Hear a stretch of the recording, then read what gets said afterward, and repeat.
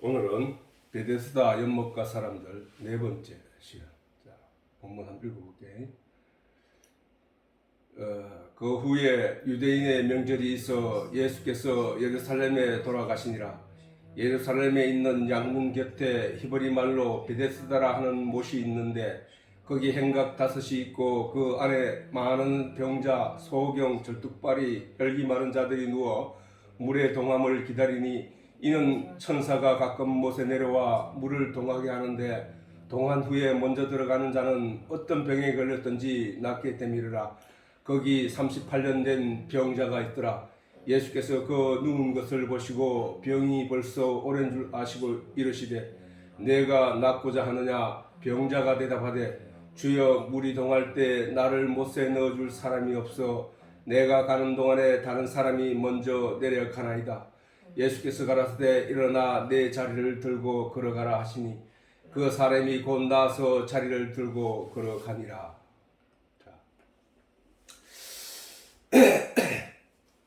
그 유대인의 명절에 대해서 지난 시간에 공부를 했는데 유대인의 명절에는 유월절이 있고 맥추절이 있고 초막절이 있다고 그랬지.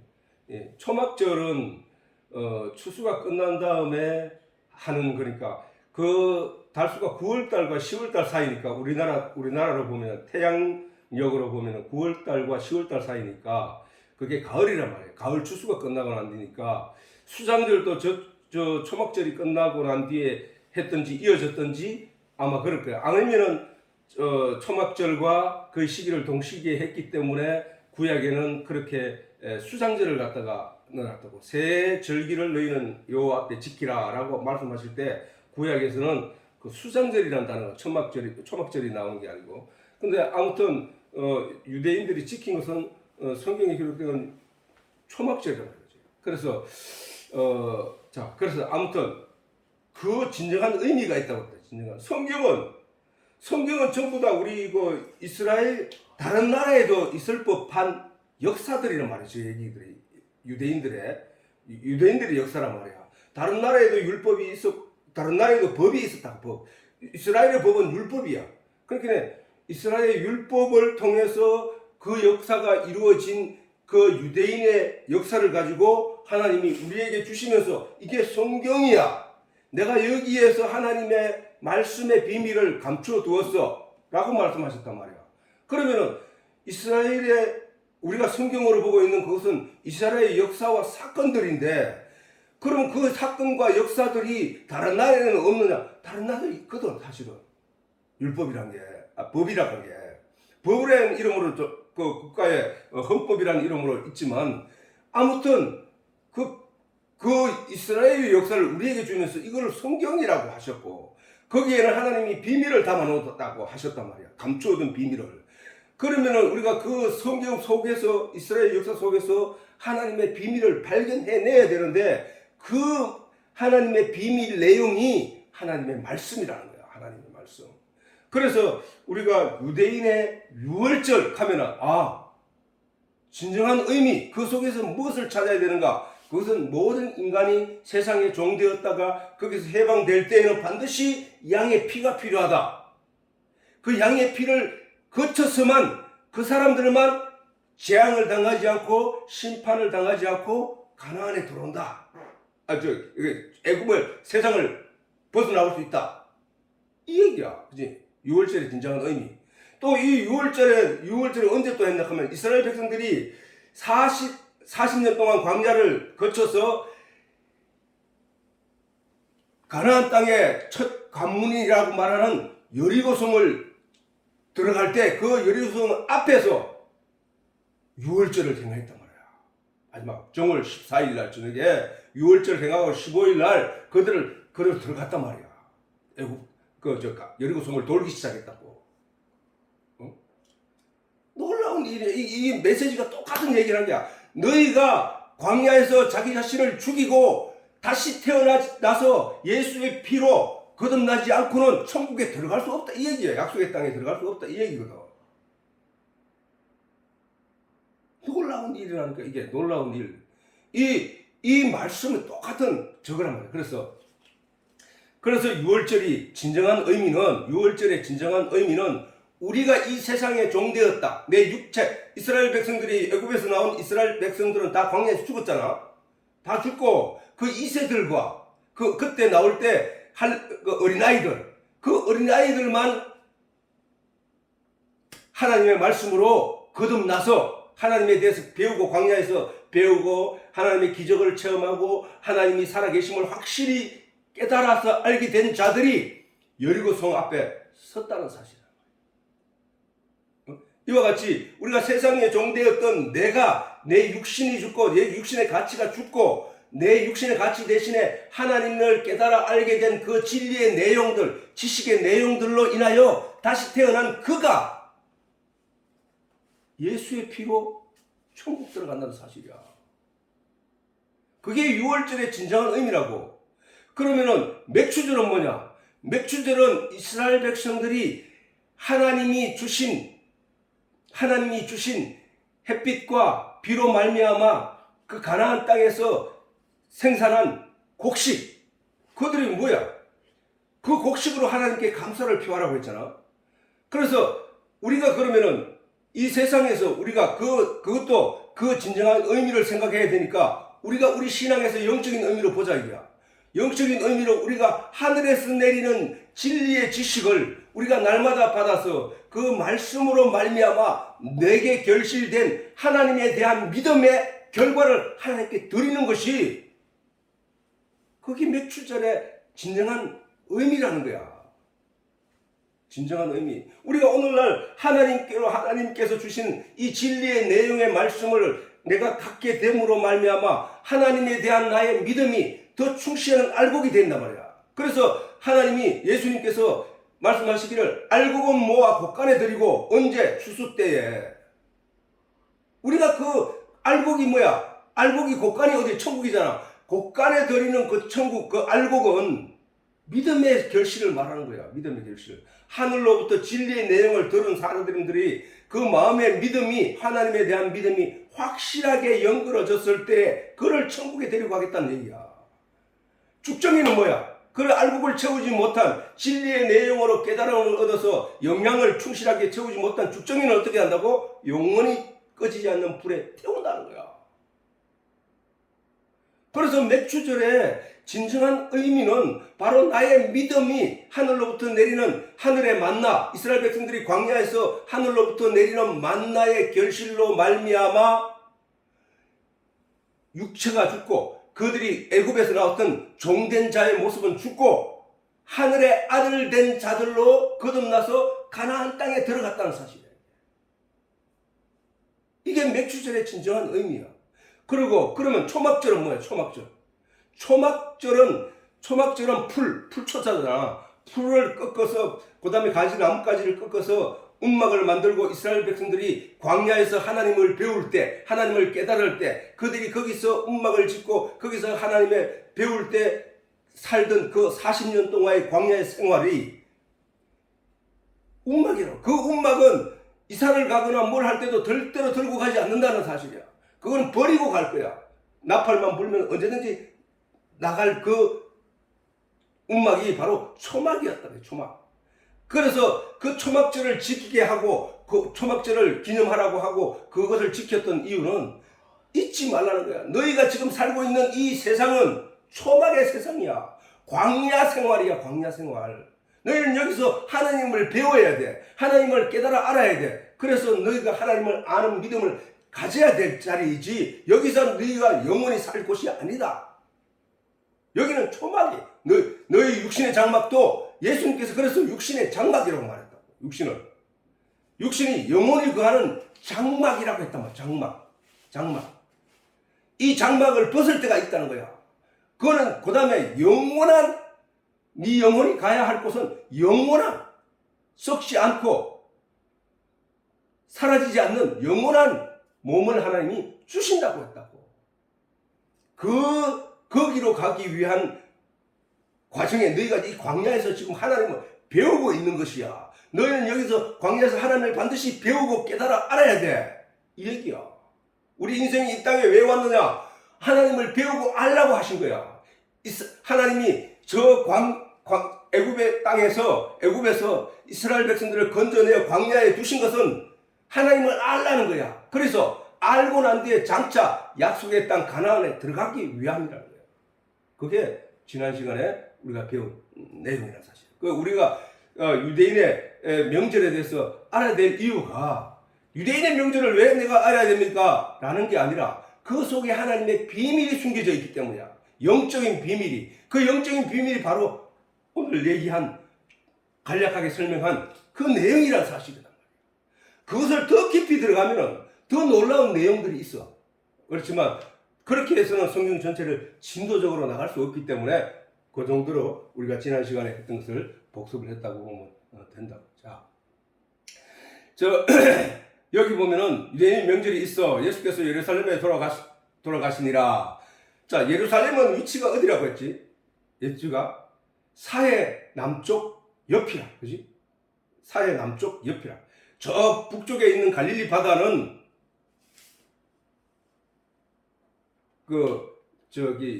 가나 혼인 잔치가 있었던 그 자리, 그 옆에 그런 자리고, 가버나움 그쪽이 그 갈릴리 쪽이고, 이 밑에 있는 사해는 이스라엘 백성들은 그 호수가 두 개 큰 게 있다 그랬지, 그지? 갈릴리 바다처럼. 왜 갈릴리 바다라고 했냐면은 민물인데 갈릴리 바다라고 했다고. 왜 갈릴리 바다라고 했냐면은 워낙에 커서 바다처럼 파도가 일 정도로 크기 때문이었다 그러고, 사해, 이 밑쪽에 가면 사해가 있는데, 사해는 이 물이라 하는 것은 물이 흘러서 바다로 가야 되는데, 사해는 왜 바다로 가지 못하느냐? 바다보다 낮기 때문이야. 바다보다 낮고, 거기는 소금, 땅에서 소금 때문에 그 물이 갇혀 있는 거란 거야. 그래서 그만큼 이제 예루살렘 위치는 사해 남쪽 옆에 있다. 아무튼 이제 예루살렘에 있는 양문 곁에, 양문이라. 예루살렘에는 내가 성경에서 다 찾지는 못해서 그런지 몰라도 예루살렘에는 8개의 문이 있어. 예루살렘 크기는 원래 어떻게 했냐면은 사방 1km. 예루살렘 성은 이쪽으로 1km, 남쪽으로 동서남북 다 사방 1km씩 돼 있다는 거야. 1km씩. 그게 다윗이 예루살렘을 지을 때, 성곽을 쌓을 때 그렇게 쌓았다는 거야. 그래서 그 예루살렘의 고지는 해발 600에서 700 정도 되는 그 분지라고 볼 수 있는데, 근데 이제 우리가 성경에 보면 여리고 성으로 내려갔다, 예수님이 강도 만난 자에 대해서 비유의 말씀하실 때 여리고 성으로 내려가더라 이런 얘기잖아. 그 여리고 성은 해발 마이너스 한 250m 되는 거예요. 250m. 그렇게 지중해 보다가 한 250m가 낮다는 거야. 그 지역이. 그래서 그만큼 하여튼 그 예루살렘과 여리고의 그 높이 차이가 그렇게 크대. 그래서 이스라엘 가서 쳐다보면 예루살렘이 어디서나 거의 보인다는 정도야. 그만큼 지대가 높은 곳에 있다. 그만큼. 그런데 이제 그 예루살렘은 나중에 내가 설명하겠지만 일단 넘어가기로 하자. 자, 예루살렘에 있는 양문 곁에 그 동서남북에 있는데, 내가 성경에서 찾은 문은 8개의 문이 있어. 8개. 예루살렘 사방 1km로 된 그 성 안을 드나들 수 있는 문이 8개 돼 있다. 근데 요한계시록에 보면은 요한계시록 21장에 보면은 새 예루살렘, 하나님께서 새 예루살렘을 땅으로 내릴 때에 거기는 문이 12개의 문이 있다. 12개의 문. 새 예루살렘은 그 아들들의 이름이 다 그 12지파의 이름이 적혀 있다. 문에. 아무튼 지금도 팔레스타인 그쪽에 예루살렘 거기는 문이 8개 있다고 그랬어. 내가 찾아봐 일부러 내가 네이버에 한번 찾아봤어. 8개의 문이 있다 하더라고. 근데 내가 성경에서 찾은 건 또 8개인데 이름이 조금 뭐 다른 것 같아. 한두 개는 다른 것 같더라고.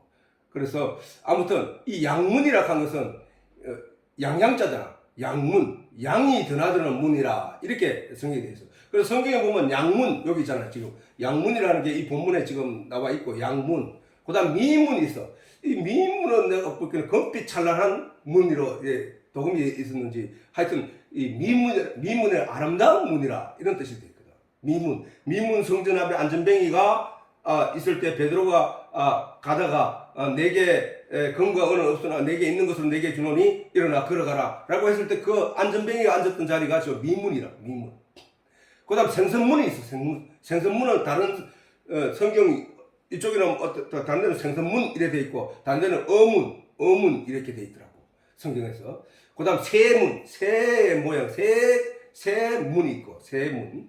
마문이라고 하기도 하고 말문이라고 해요. 성경에 보니까 마문 또는 말문. 이게 중국 한자로 지금 우리나라 성경이 들어올 때는 영어를 갖다 번역한 것이 아니라 중국 한자로 된 그 성경을 우리나라에서 번역을 했기 하다 보니까 저게 이제 한자로 된 내용이 굉장히 많다고. 마문, 수문, 샘을 예루살렘 성전이 예루살렘 성이 그 높은 곳에 있다 보니까 이 이스라엘 백성들이 물을 끌어들일 수 없는 곳이다 보니까 하여튼 기발한 아이디어로 물을 끌어들인 내용이 성경에도 있어.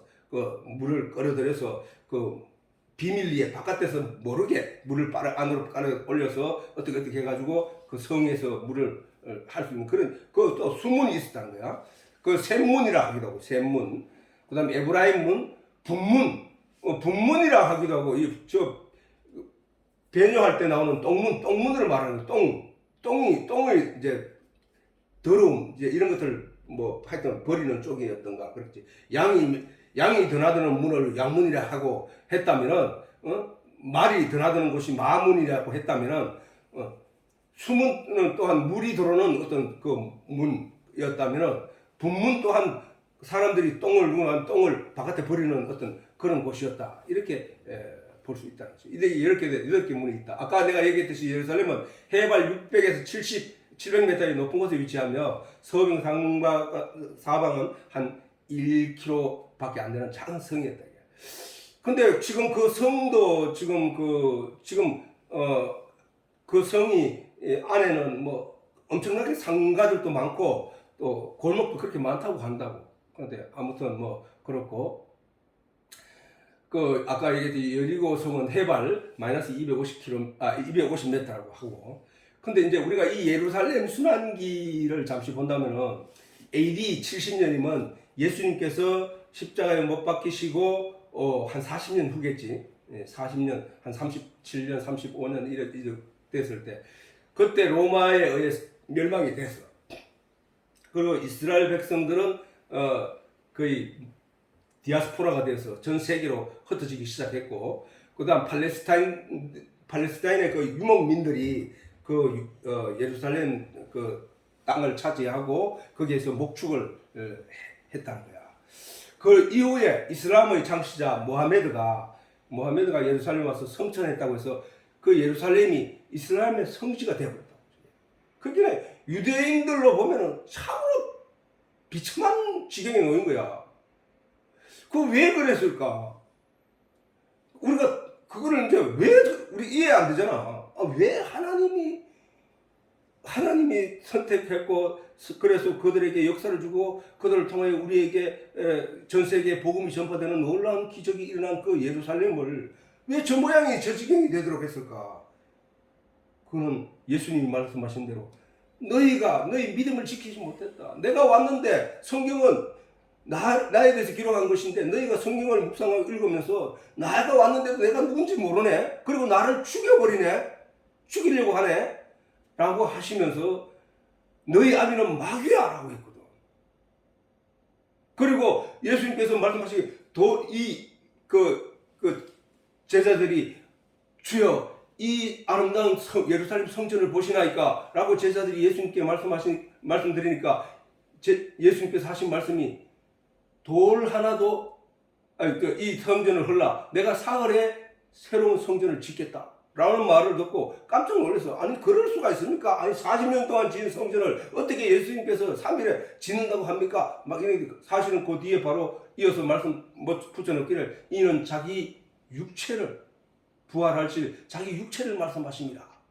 이 얘기를 하신다고. 그리고 예수님께서 제자들에게 말하기를 네가 보느냐 너희가 아름답다고 말하는 이 성전을 보느냐 돌 하나도 돌 위에 남지 아니하리라. 완전 박살난다는 거야.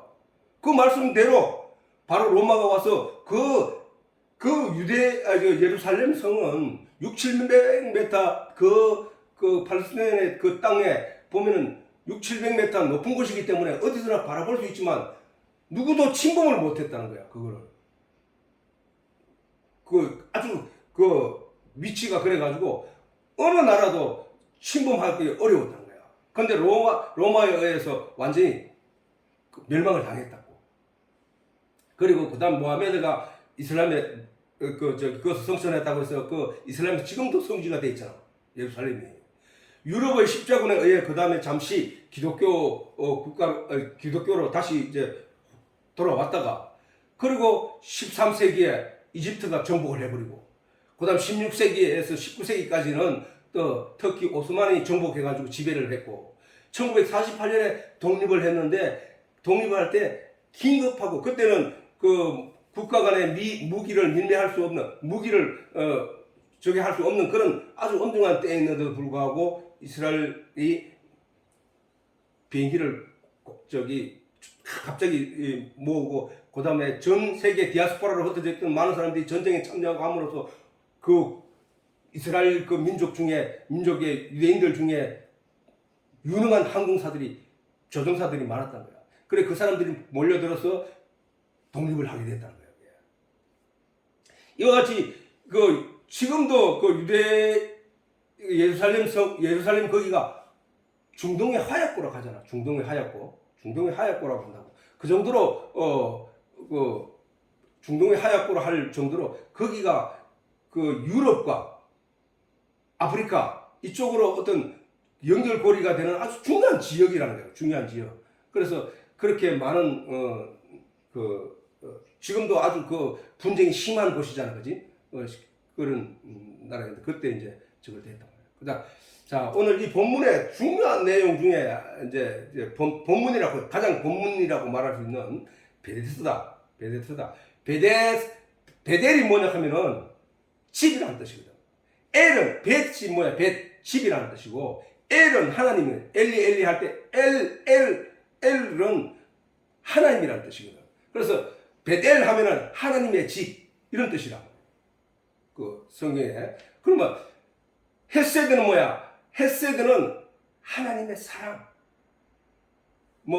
그 다음에 충성 하여튼 이런 자비 밑에 내가 하는 이런 거란 말이야. 지금 그래서 헤세드는 라틴어로서는 그리스어 또는 라틴어 번역된 헤브리어 단어 헤세드를 자비라고 하지만 이건 은총, 자비, 자애, 충실, 성실함 이런 뜻을 의미하고 있다. 다시 말하면 이게 합성어인데 벳과 헤세드의 합성을 하면은 그러면 자비, 자애, 은혜 이런 은총, 이런 집 이런 뜻이잖아, 그지? 그게 어디 있을까? 양문 옆에 있었단 말이야. 양문 옆에. 예루살렘으로 들어가는 양문 곁에 연못이 있었다는 거야. 이제 그래서 자비의 연못에는 병든 자들이 숱하게 말해 아까 본문에서 읽었듯이 행각 5이 있고 거기에는 안전뱅이, 병든 자, 그 다음에 온갖 병든 자들이 거기에 몰려 있었다 그랬잖아, 그지? 이 38년 된 병자가 있더라. 거기에 소경절뚝발이 혈기 마른 자들이 혈기 마르다가 살이 삐쩍 말라가지고 움직일 수도 없는 그런 사람들이겠지. 그런 사람들이 몰려 있었다. 얼마만큼 행각 5이 지어놓을 정도로 연못 주변에 행각을 5을 지어 놓을 정도로 사람이 버글버글거렸다는 얘기예요. 근데 우리가 여기서 이 본문에서 다음 내용을 쭉 읽어보다 보면 저기에 병자들이 바로 나로였구나, 나이구나 이러는 거야. 왜냐하면은 베데스다 어떤 병이 걸렸든지 그 물이 동할 때 그 베데스다 안에 먼저 들어가는 자, 가장 먼저 들어가는 자는 어떤 병이 걸렸든지 나음을 입었다라고 하거든. 그렇긴 해. 나음을 입었다는 병든 자가 온전함을 입는다는 얘기거든. 예수님께서 이 땅에 오셔서 기적을 행하시고 할 때 많은 혈류병자를 고치고 병든 자를 고치고 절뚝발이를 이렇게 세우고 안전뱅이를 이렇게 세우고 그 다음 눈먼 자를 눈을 띄워주고 귀 먼 자는 귀를 열어주시고 혀가 굳은 벙어리는 혀를 풀어주시고 그렇게 병을 낫게 했다는 거야. 그거는 무슨 얘기야? 온전하게 했다는 얘기거든.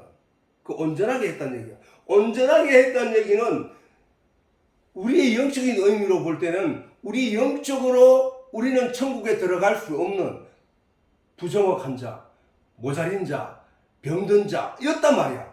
우리의 그 병을 치료하시기 위해 예수님이 오신 것을 본다면은 저 베데스다 연못가에 있는 저 안전뱅이는 그냥 우리가 세상에 보는 그런 안전뱅이 아니라 그 의미로 볼 때 저 문둥병자, 저 안전뱅이, 저 혈기 마른 자는 나라는 거야. 나를 영적으로 온전케 할 수 있는 이는 누구냐? 내가 온전해져야만 제일 빨리 저 물에 들어갈 수 있는 거야. 그지? 건강해야만 제일 먼저 갈 수 있는, 나머지 병든 자들은 못 들어가잖아. 근데 온전한 자가 38년 동안 온전한 병든 자가 나은 자가 없다는 얘기잖아. 결론적으로. 온전한 자가 거기 갈 일이 없잖아.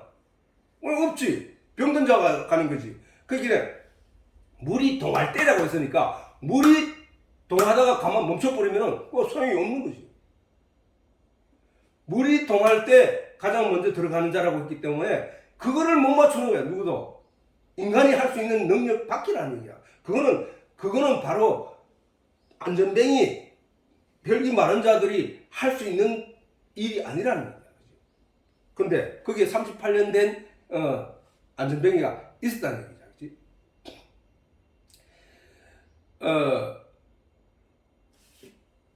안전뱅이가 있었는데 그 누구도 거기에 들어가서 고치지를 못했다는 거야. 그래서 그 병자는 38년간 병들어 누워있는 사람이 있었다는 사실이다. 행각 5이 있었다. 그거는 행각 5일인데 지난 시간에 잠시 얘기했지만 행각 5이라고 하는 것은 율법을 가리키는 거거든. 율법. 그 율법을 가리키는데 그 율법이 해결할 수 있는 것은 아무것도 없어. 아무것도. 율법으로 인해서 천국 갈 수 있는 사람은 하나도 없다니까. 유대인들을 보면 우리가 너무나 잘 알 수 있잖아. 그 사람들은 열심히 율법을 행했거든. 열심히.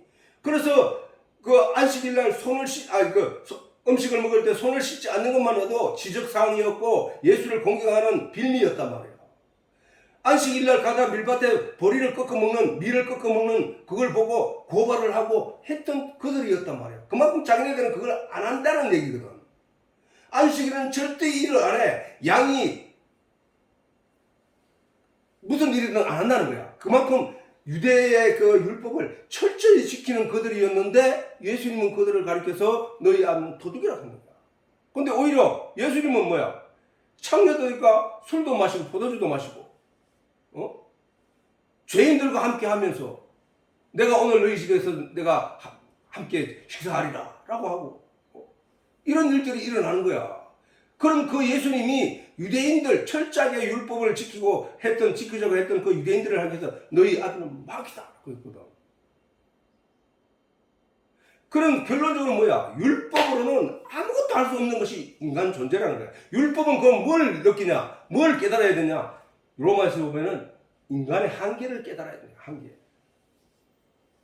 율법은 우리의 죄를 깨달을 뿐이라는 거야. 우리가 어떻게 의로울 수가 없다는 사실을 깨닫게 되는 거야. 의인은 없나니 하나도 없어. 의인이 될 수 없다는 사실을 깨닫게 하는 것이 율법이라는 거야. 그러면은 그것을 깨달은 사람은 뭐야? 하나님의 은총을 바라야 된다는 거야. 은총, 하나님의 은혜를.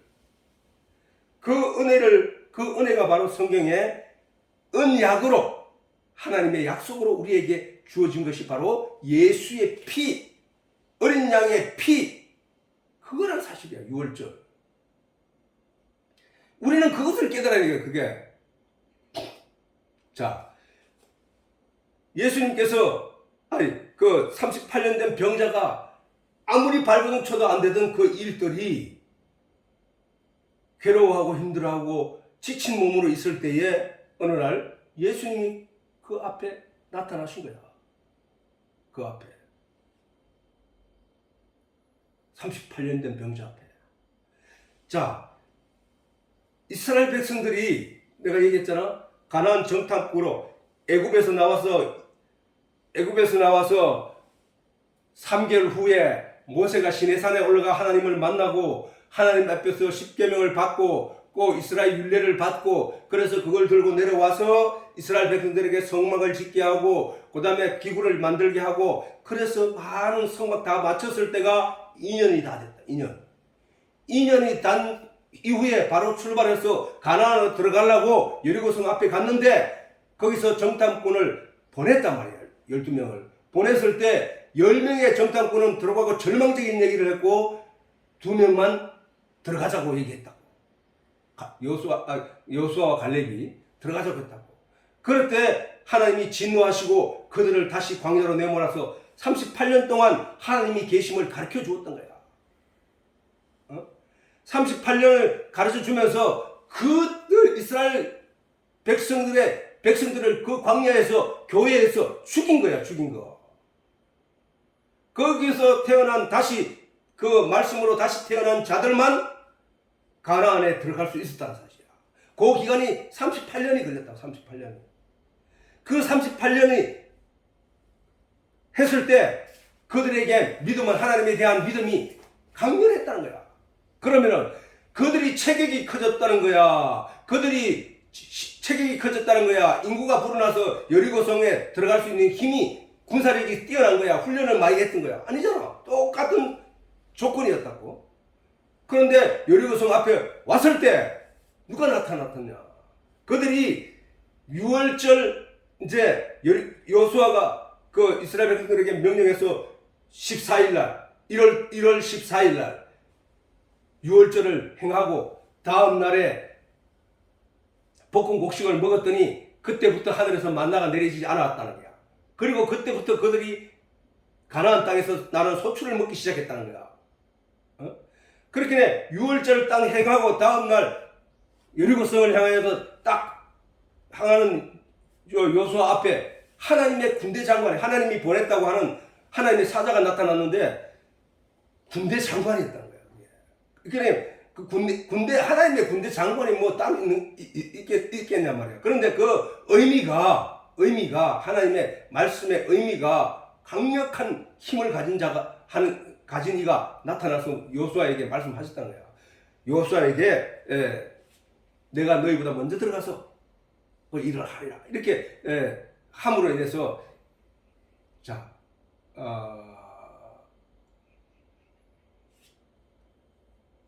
이거 이제 내가 그걸 얘기해서 정월 2년 이걸 설명하기 위해서 자 요게 이제 한번 내가 읽어볼게.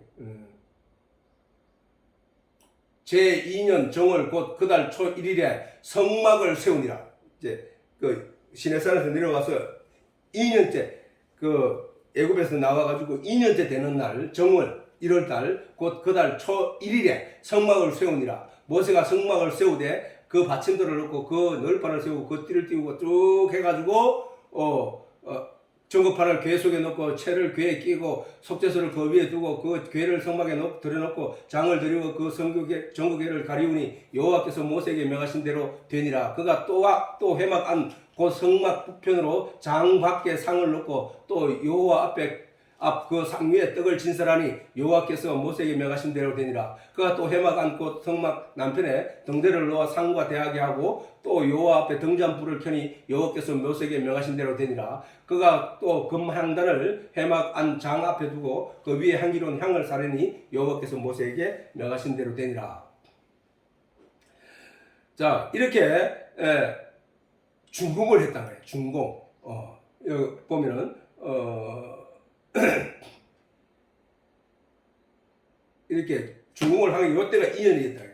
이스라엘 백성들이 하나님과 법궤와 율법과 성막을 중심으로 하나님의 인도하심을 따라 온전히 신앙생활을 하게 됨으로써 마침내 하나님이 가나안 약속의 땅 가나안에 이럴 수 있었던 것처럼 유대인들도 모세로부터 주어진 율법과 법궤와 율법의 성전을 중심으로 정직하게 신앙생활을 해왔어야 했음에도 그들은 하나님의 말씀과 율법의 말씀들을 어지럽히고 더럽혀서 오므로 유대인의 영적인 병들만 나타내는 중요한 메시지임을 알아야 한다.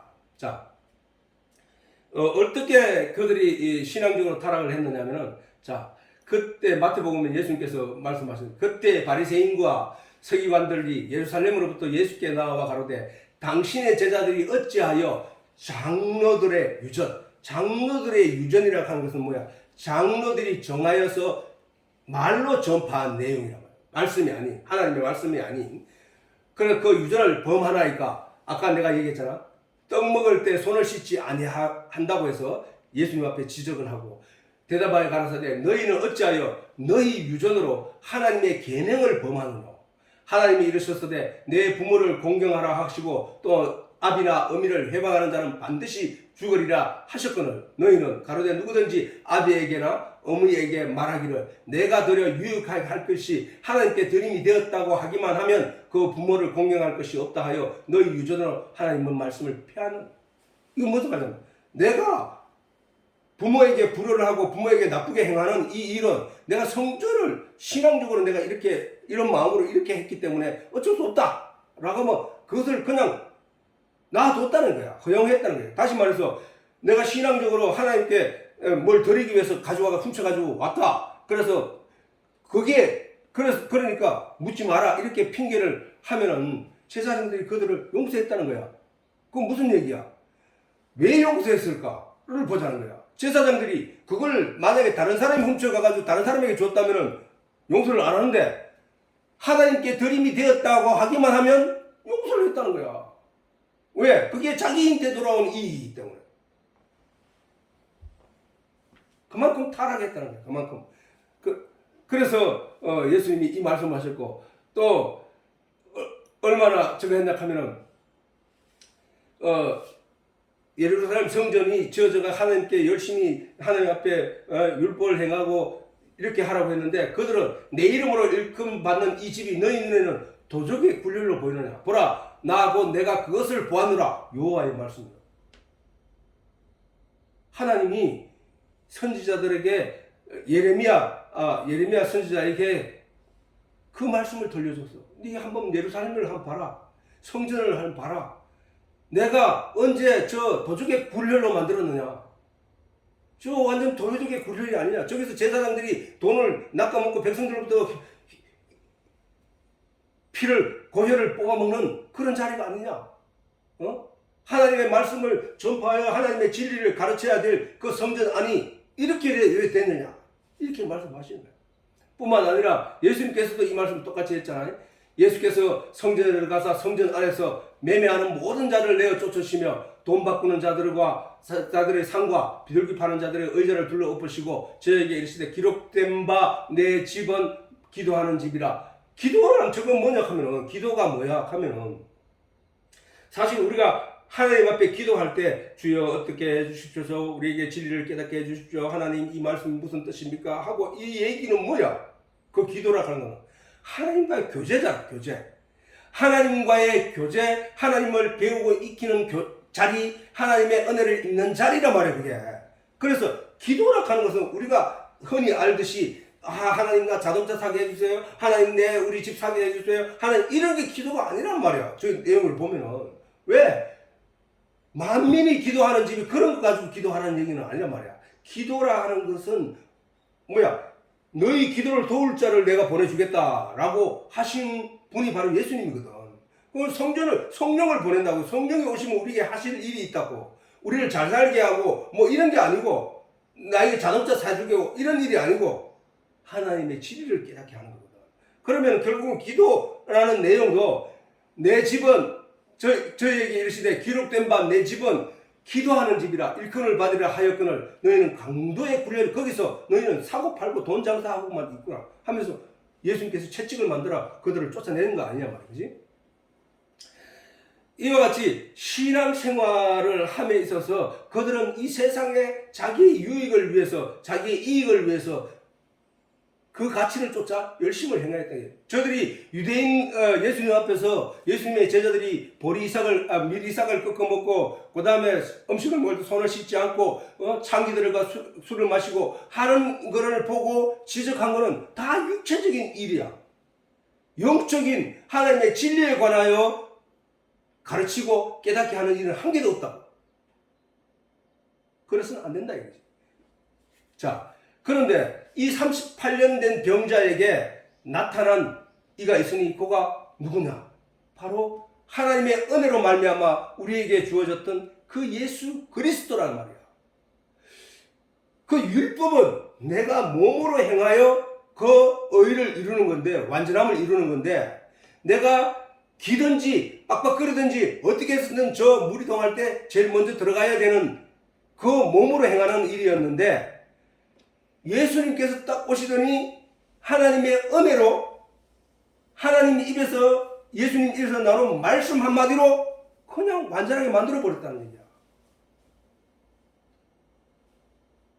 이스라엘 백성들이 처음에 정탐꾼을 가나안 땅에 보냈을 때 그들의 조건이 나중에 이스라엘 광야를 거쳐서 하나님을 알게 된 그 백성들의 숫자보다가 적었느냐? 아니었거든. 조건은 똑같았어. 그런데 그들 앞에 누가 나타나느냐? 하나님께서 은혜로 보내주신 군대 장관이 나타났다는 사실이야. 그리고 여호수아 하나님으로부터 명령을 들은 여호수아가 백성들로 하여금 여리고성을 하루에 한 바퀴씩 돌고 제7일에는 7바퀴를 돌라고 하자. 그 말씀대로 했더니 성이 그냥 저절로 무너져 버렸다는 거야.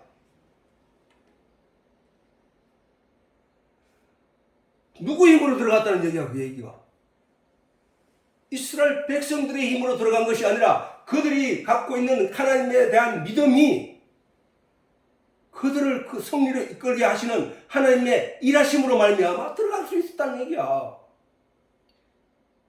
38년 된 병자가 베데스다 연못가에서 38년 동안 발부둥을 쳐도 하지 못했던 그 일을 하나님께서 보내신 은혜로 말미암아 예수님 입에서 나온 말씀으로 거기가 끝나버렸다는 거야. 완전하게 되어버렸다는 거야. 그 얘기는 우리가 오늘날 하나님에 대해서 예수를 믿는다고 하고 교회를 찾아다니고 열심히 하나님을 배우지만 하나님이 인도하시는 하나님의 은혜로 보내주신 성령을 받지 못하면 그게 못 들어간다는 얘기야. 왜? 성령이 나를 끌고 가시는 곳이 바로 그곳이기 때문에.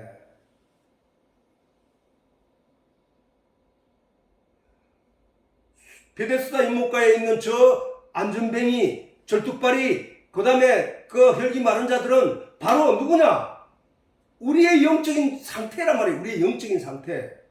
이 영적인 상태에서 우리가 아무리 밟을 쳐도 그 혈기 마른 병을 고칠 수 없었고 안전뱅이 그걸 고칠 수 없었는데 누가 오면 된다고? 예수만 오면 된다는 거예요. 예수만.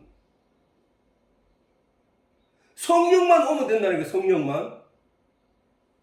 성령만 오시면 우리가 그 38년의 병자가 나음을 입게 된 그 나음을 우리가 입게 된다는 사실이야.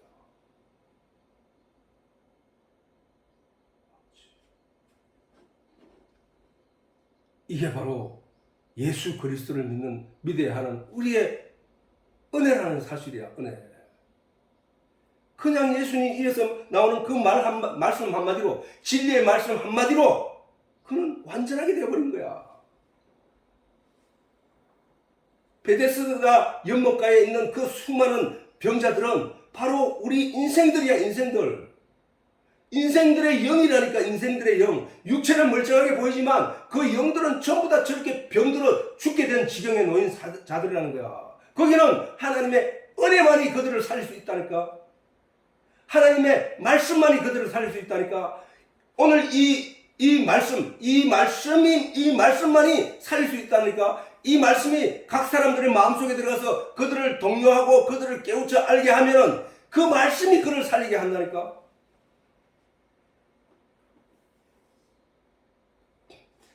이 우리가 인간의 노력에 의한 율법의 결과는 언제나 죄인일 수밖에 없는 이유가 성경에도 우리는 절투빨일 수밖에 없어. 아무리 노력해도 거기에 단 38년 동안 그 사람이 그걸 하려고 했을 거 아니야. 근데 안 됐단 거야. 안 됐단 거야.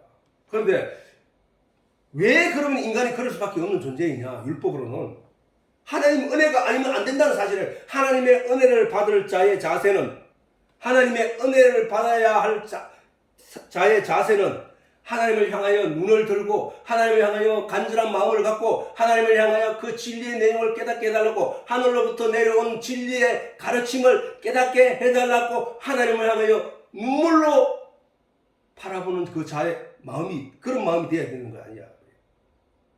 하나님, 내가 일생 동안 내가 의롭고 착하고 선하게 살려고 노력했지만 나는 안 됩니다.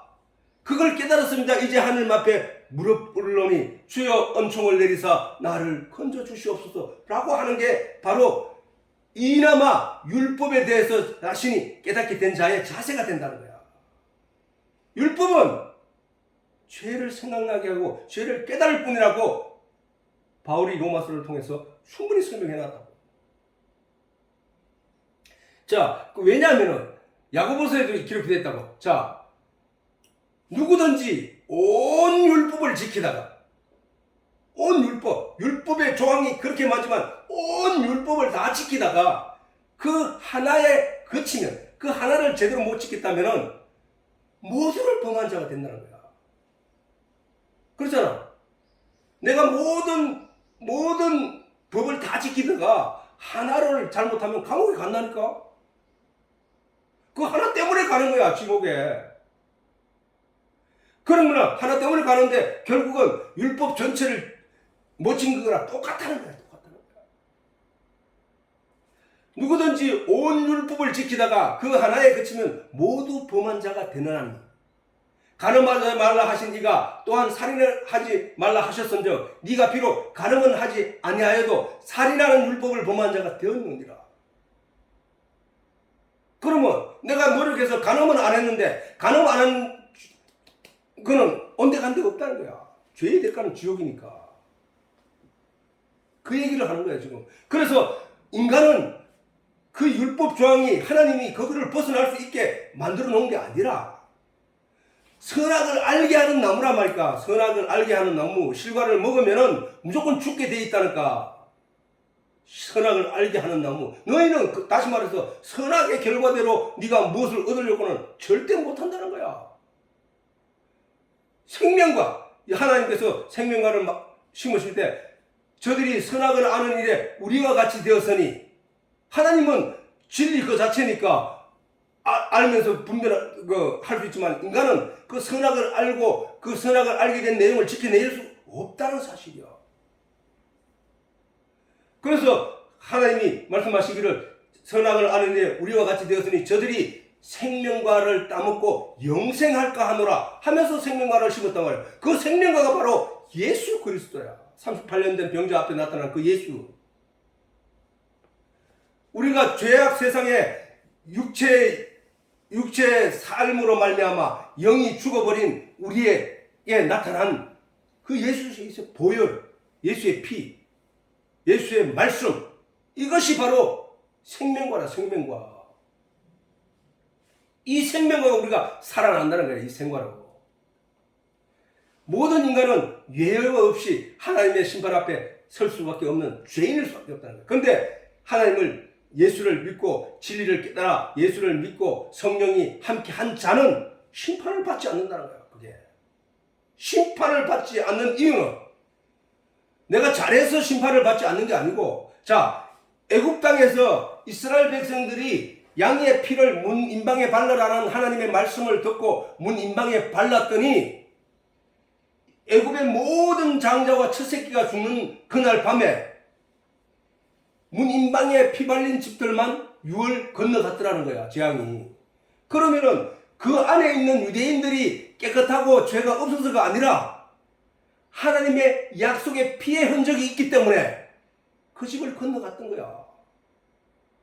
우리가 심판을 받지 않는 이유는 그 약속 때문이야. 그 약속 때문에. 그 언약, 그 표적 때문이야. 예수의 피 흔적을 가진 자, 그는 하나님의 심판이 건너간다는 거야. 그걸 가르치고 있잖아, 우리한테. 우리는 그것을 깨달아야 된다는 거야. 그것은 인하여 우리가 하나님께 감사해야 된다는 게, 우리는 심판을 받지 않는다는 사실에 놀라운 일이야, 이게. 그래서 하나님을 믿는 사람은 이 세상에서 끝마침에 대해서 조금도 미련이 없어. 조금도 아쉬울 것도 없고. 내가 전에 얘기했지? 아빠가 뭔 일을 하다가 이 정맥을 끊었는데 피가 솟아오를 때에 내가 이걸 잡고 가는데, 가톨릭 병원에 갔을 때 그 사람들 여기서 못합니다. 큰 병원은 혈관 수술을 제대로 하는데 가야 됩니다 하면서 내게 그냥 돌려보낼 때, 앰뷸런스 타고 갈 때 가면서 느낀 마음이, 이제 가는구나. 갈 수도 있겠구나.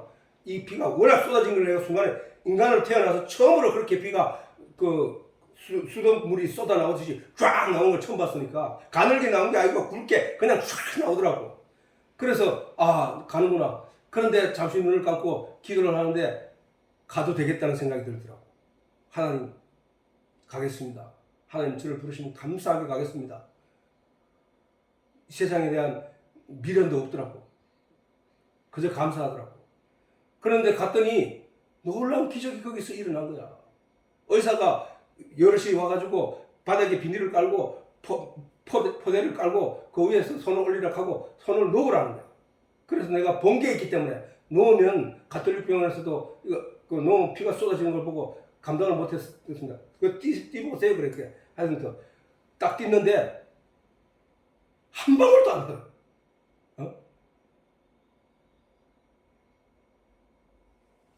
우리가 아빠도 그 위험천만한 일들을 계속 하고 있지만 그 가운데 언제나 갈 수 있겠다는 걸 느끼면서 살아간다.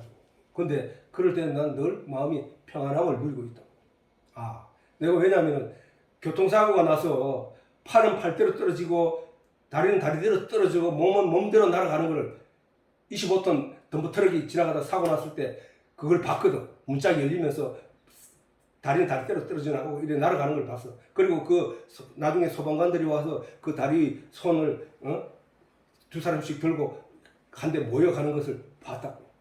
내가 그걸 보면서 내가 살고 죽는 것은 한순간이구나. 내가 살아있을 때 하나님을 잘 믿고 하나님께서 신앙생활을 잘 하면서 가야 되겠구나. 이런 생각을 하게 되더라고.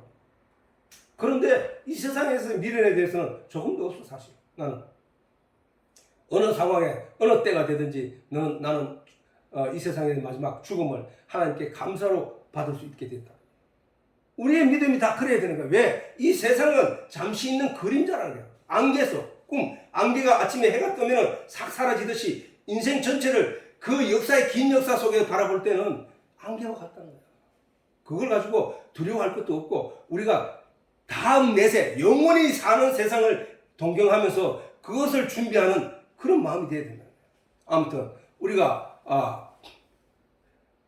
베데스다의 연못가에 있던 우리가 이제 하나님을 알게 돼서 예수의 말씀으로 예수의 능력으로 내가 구원을 입게 됐다는 놀라운 사실은 그 은혜를 깨닫기 전에는 알지 못한단 말이에요. 자,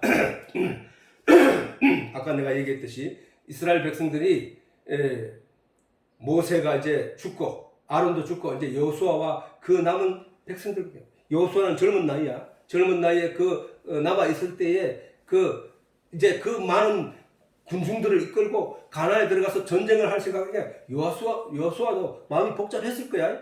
근데 그 여호수아 앞에 하나님의 군대 장관이 나타나. 하나님의 군대 장관이 나타나서 그들에게 내가 하나님이 보내서 왔다. 그 얘기를 하고 그때부터 이제 하나님이 시키는 대로 그들이 여리고성을 그렇게 돌았더니 여리고성이 무너지고 그 38년간 광야교회에서 하나님을 배우고 하나님의 일으킨 유월절을 통해서 그 가나안 땅에 들어가려고 할 때에 그들의 힘으로 들어간 게 아니라는 거야. 하나님의 은혜로 들어가게 됐다는 거야. 예수님의 은혜로 들어가게 됐다는 거야. 하나님의 군대, 하나님께서 보내신 군대 장관에 의해서 그 가나안 땅에 들어가게 됐다는 거야. 오늘 우리도 마찬가지야. 광야교회, 하나님의 교회 교회를 통해서 하나님의 말씀을 배우고 익혀서 하나님에 대해서 깨달아 알게 된 내가, 그러면 그 믿음으로, 그 믿음의 힘으로, 내 힘으로 그것을 천국에 들어갈 수 있느냐? 아니야. 예수로 들어가. 예수가 나를 인도한다는 거예요. 예수가 내가 가야 할 그 자리를 신분하여 가지게 한다는 거야. 그러면 우리가 해야 할 건 그건 뭡니까? 하나님에 대해서 알아가야 되는 거야. 영생은, 예수님께서 말씀하시기를 영생은 곧 유일하신 참 하나님과 그의 보내신 자 예수 그리스도를 아는 것이야. 제자들이 예수님께 하나님이여, 예수님 주여, 우리가 어떻게 하여야 하나님의 일을 하오리까? 라고 했더니 하나님과 그의 보내신 자 예수를 믿는 것이 일이니라. 믿는 게 일이야. 교회 가서 사람 이웃들에게 밥을 나눠주고 하는 게 하나님의 일이 아니고, 하나님의 진리에 대해서 깨달아 알려고 노력하고, 그래서 거기에 귀를 기울이고 마음을 주고 거기에서 열심히 묵상하는 자, 그게 하나님의 일이라니까.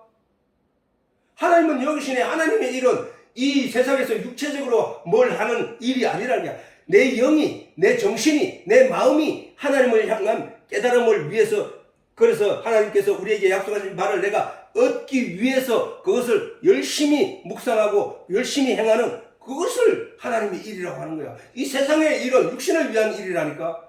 육신의 일은 분명하다는 거야. 육신의 일은. 영의 일은 분명하다는 거야. 땅에 속한 자는 땅의 일을, 하늘에 속한 자는 하늘의 일을 생각한다는 거야. 예수님 말씀하시기를. 그렇기 때문에 우리가 오늘 무엇을 해야 되는지는 잘 알아야 된다는 거야. 우리가 이 요한복음서 이걸 가지고 1년 넘도록 쭉 해오고 이제 4장 마쳤는데 이제 5장 들어가는데, 이와 같이 요한복음 우리가 그 사이에 알게 된 내용을 살펴보더라도 우리가 이게 전부 하나님과 은혜와 예수에게 맞춰져 있다는 사실이잖아. 자, 요한과 예수님의 세례, 요한과 예수님의 세례가 뭐라 했지? 깨끗하게 하는 거라 했잖아. 깨끗하게 하는 의식, 이걸 세례라고 한다고. 이 세례 요한이 이 땅에 와서 뭘로 했나? 물로 사람들에게 씻었다는 거야. 물로. 그러면 그 물로 씻었다는 얘기는, 그러면 영어로 보면은 뭐야? 영어로 보면은 말씀으로 우리의 영을 씻었다는 거야. 말씀으로, 물로 사람을 몸을 씻을 때 어떻게? 물을 덮어 씌워서 그 바깥에 있는 표면을 깨끗하게 하는 거잖아. 그러면 영을 깨끗하게 하는 건 어떻게 해야 돼? 우리의 영이 세상적인 지식으로 가득해 있는 내 영에 묻어 있는 그런 내용들이 하나님의 말씀으로 그것을 씻어내버린다는 거야. 씻어내버린다는 거야. 그게 물과 성령으로 거듭난다는 얘기야. 씻어. 그걸 가르치는 거야. 그게 누구냐? 그 물로, 세례 요한이 물로 사람을 씻었던 그 물은 성경에서 진리라고 해서, 모든 생명의 근원이라고 해서, 그 물로, 그 말씀이 누구야? 말씀이 육신이 되어 우리 가운데 오심에 그의 영광을 보니 하나님의 독생자의 영광이더라. 그 예수님께서 말씀하시기를, 누구든지 내 살과 피를 먹고 마시는 자는 영생을 얻어내리라. 내 살과 피는 그럼 뭐냐? 말씀이잖아. 말씀.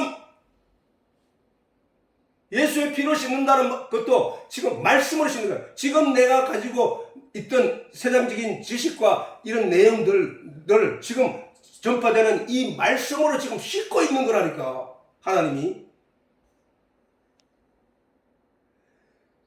그런 내용이 아니라 진짜는 하나님의 말씀에 있는 거야 라고, 그 말씀으로 지금 우리를 씻어주고 있다는 얘기야. 씻어주고.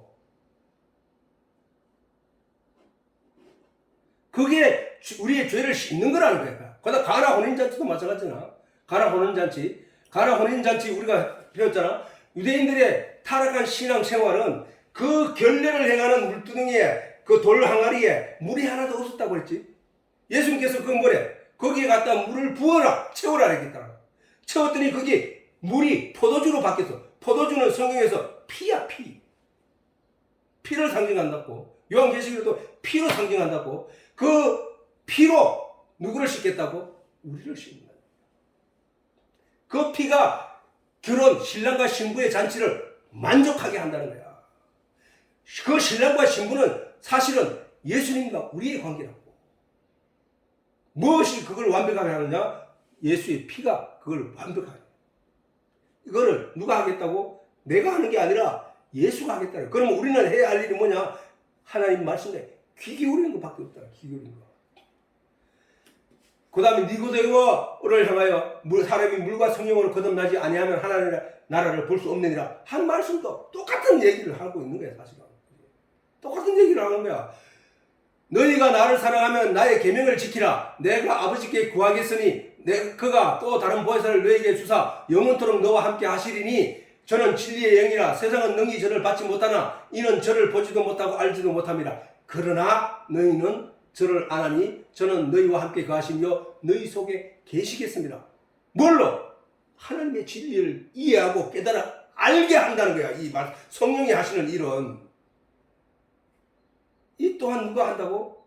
내 노력으로 하려고 한 게 아니고 진리의 말씀을 귀를 세미하게 기두라. 그러면 세미한 주의 음성이 들릴 거야. 그 말씀이 너를 진리 가운데로 인도하고 그 진리를 깨닫게 할 거야. 귀를 기울이라 하는 말씀을 하시는 거야. 그걸 누가 한다고? 예수님이 내가 가서 다른 보조에서 은혜를 가르치는 선생을 너희 속에 넣어줄 거야. 너희는 이제 그 성령 때문에 진리의 내용을 깨닫게 될 거야. 너희는 하나님의 말씀이 비밀인 내용인 관계로 사람의 능력으로 그것을 알 수가 없어. 오직 하나님의 속에 있던 거룩한 영이 너희 속에 들어가면 하나님이 비밀로 감춰둔 내용을 하나님의 영밖에 누가 알겠느냐. 그 하나님의 영이 너희 속에 들어가면 그 비밀의 말씀을 너희에게 깨닫게 할 거야 라고 하시는 거잖아.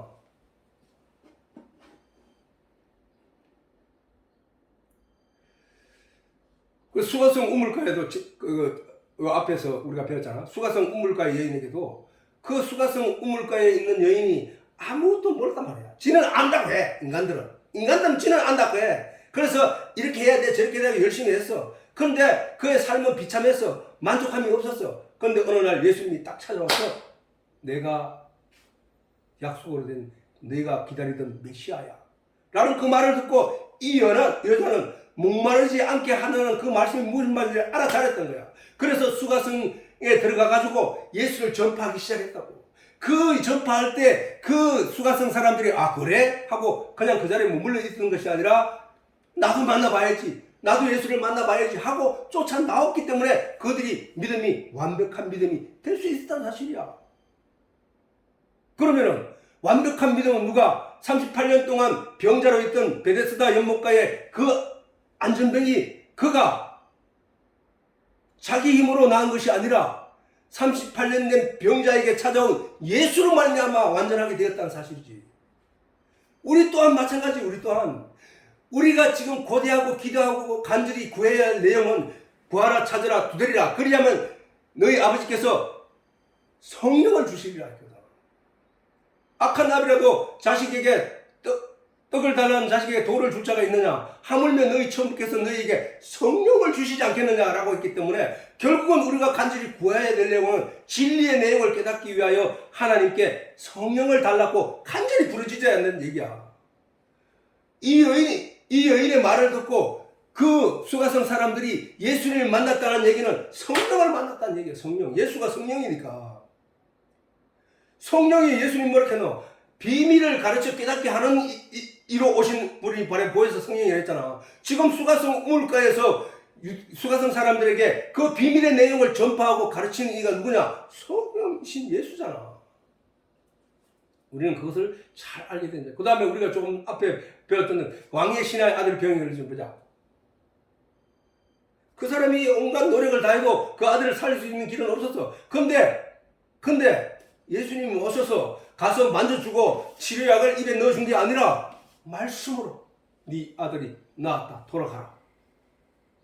그 말씀 아들이 어떻게 생겼는지도 우리 알지 못하는데 그 말씀 때문에 살았다는 거야. 지금 오늘 우리가 죽을 수밖에 없는 존재들이었는데 오늘 이 말씀들이 오늘 우리의 영을 살리고 있다는 거야. 오늘 우리의 영을 씻고 있다는 거야. 오늘 우리의 영을 거듭나게 하고 있다는 거야. 오늘 우리의 영을 살리고 있다는 거야. 자, 그래서 우리가 바로 이 신앙을 가지고 말씀에 주목하라는 얘기야. 우리가 1년 동안 들은 이 모든 내용이 진리의 내용에 관한 하나님의 말씀들이단 말이야. 그지? 그 말씀들이 내게 들어옴으로 말미암아 내가 죄되었던, 내가 더러웠던 내 영혼이 모세와 예수님이 세례를 통하여 그 백성들을 씻어주신 것 같이 우리의 영혼이 씻음받고 있다는 거예요. 물로. 진리의 말씀의 물로. 우리가 하나님 말씀을 신앙생활 하는데 그저 지나가는 것이 아니라 진지하게 하나님을 깨달아 알 수 있는 우리 가족이 다 되기를 바랍니다. 예배 마칩니다.